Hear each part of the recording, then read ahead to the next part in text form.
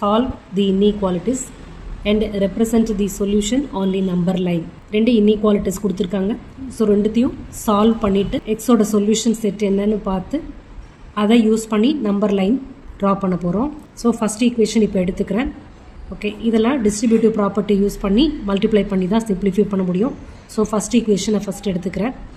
So 10x minus 35 அடுத்து minus 6x minus 9 less than or equal to 0. அடுத்து xஐ group பண்ணா 4x minus இது 44 less than or equal to 0.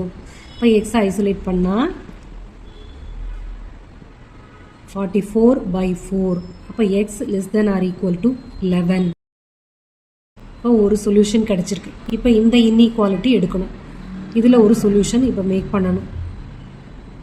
2x plus 19 less than or equal to 6x plus 47. xஐ group பண்ணுங்க. 6xஐ இங்கே லெஃப்டில் கொண்டு வந்தோம்னா xோட கோஎஃபிஷியன்ட் நெகட்டிவ் ஆகிடும். நம்ம எப்பயும் பாசிட்டிவாக மெயின்டைன் பண்ணணும். ஸோ 2xஐ ரைட்டில் மூவ் பண்ணிக்கலாம், கான்ஸ்டண்ட்டாக லெஃப்டில் கொண்டு வந்துடலாம். So 19 minus 47 less than or equal to 6x minus 2x. இப்போ ரைட்டில் 4x வந்துடும். இதை ரெண்டுத்தையும் சப்ட்ராக்ட் பண்ணால் 28. So minus 28 minus 28 by 4 less than or equal to x. அப்போனா minus 7 less than or equal to x. சரியா? இப்போ இது ரெண்டுத்தையும் கம்பைன் பண்ணுங்க. எக்ஸோட ரேஞ்ச் என்னன்னு கிடைச்சிரும். minus 7 less than or equal to x less than or equal to 11. ஓகேவா?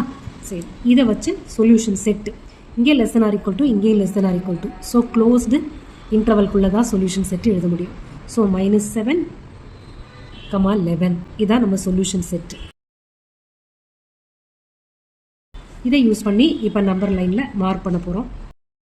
0க்கு இந்த பக்கம் -7 வரைக்கும் நம்பர்ஸ் இருக்கணும், ரைட்டில் 11 வரைக்கும் இருக்கணும். ஸோ நல்லா எக்ஸ்டெண்ட் பண்ணிக்கோங்க லைனை. 2 மார்க் பண்ணிக்கிறேன்.